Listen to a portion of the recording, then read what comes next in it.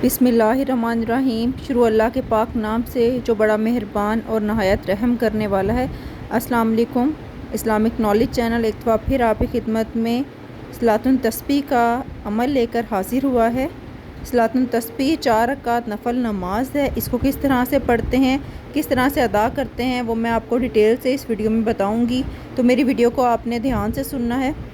Video को बाकायदा आगाज़ करने से पहले आपसे गुजारिश करना चाहूँगी, अगर आप मेरे चैनल पे न्यू हैं या अभी तक आपने मेरे चैनल इस्लामिक नॉलेज को सब्सक्राइब नहीं किया तो रेड सब्सक्राइब के बटन को प्रेस कर दें और साथ में लगे बेल आइकन को प्रेस करने से मेरी हर वीडियो की नोटिफिकेशन आपको टाइम से मिलती रहेगी।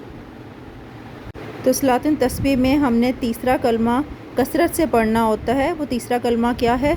सुब्हानल्लाहि वल्हम्दुलिल्लाहि वला इलाहा इल्लल्लाहु वल्लाहु अकबर। तर्जुमा: पाक है तू ए अल्लाह और तमाम तारीफ़ें अल्लाह ही के लिए हैं और नहीं कोई इबादत के लायक सिवाय अल्लाह के और अल्लाह बहुत बड़ा है। और अब मैं आपको डिटेल से इसका तरीक़ाकार बताती हूँ। 4 रकात सलातुन तस्बीह की आपने नियत करनी है। ये नफल नमाज है। पहली रकत में सुब्हानक अल्लाहुम्मा व बिहम्दिका व तबारक अस्मुका।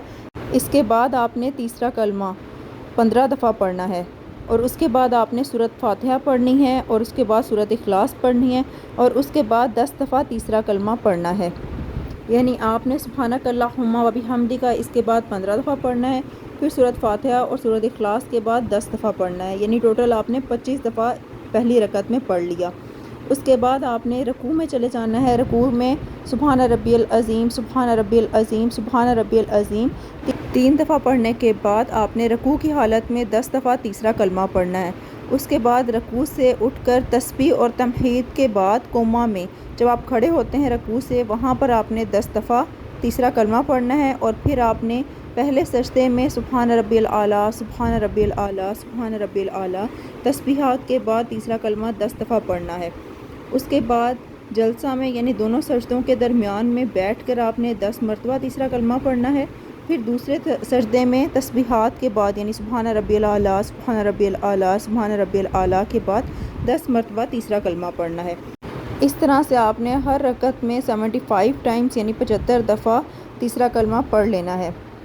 तो पहली रकत में हमने तीसरा कलमा 75 टाइम्स पढ़ लिया। उसके बाद जब आप दोबारा से दूसरी रकत शुरू करेंगे तो आपने सूरत फातिहा पढ़ने से पहले 15 दफ़ा तीसरा कलमा पढ़ना है। उसके बाद फिर सूरत फातिहा पढ़नी है। सूरत इखलास के बाद फिर 10 दफ़ा पढ़ना है। उसके बाद रकू में चले जाना है। रकू में तस्बीहात के बाद 10 दफ़ा, फिर रकू से खड़े होने के बाद 10 दफ़ा, फिर सजदे में तस्बीहात के बाद आपने 10 दफ़ा पढ़ना है।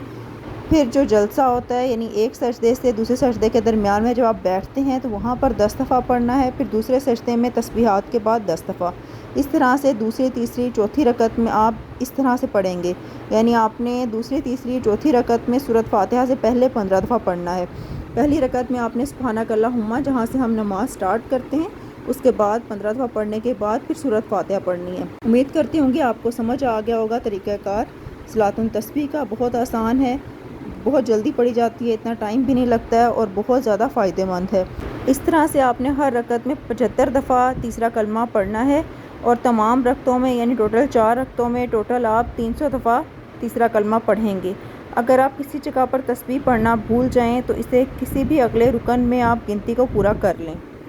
इस तस्बीह का फ़ायदा ये है कि हज़ूर अकरम सल्लल्लाहु अलैहि वसल्लम ने यह तस्बीह अपने चचा हज़रत अब्बास रज़ी अल्लाह ताला अन्हा को सिखलाई थी। तो इसको ज़रूर पढ़ें। कहते हैं कि इसे आप रमज़ान मुबारक में ख़त्म करें, हर जुमे की जुमे पढ़ लें, बहुत ज़्यादा सवाब है। नहीं तो आप इसे साल में एक दफ़ा तो लाज़मी पढ़ें। अगर साल में भी नहीं पढ़ सकते तो ज़िंदगी में एक दफ़ा आप सलातुन तस्बीह को लाज़मी पढ़ लें। इसके बहुत ज़्यादा फ़ायदे हैं। इसके बाद आप दिल से दुआ मांगें, इंशाअल्लाह अल्लाह पाक आपकी दुआ को कबूल फरमाएंगे। तो सलातुन तस्बीह बहुत ही आसान है।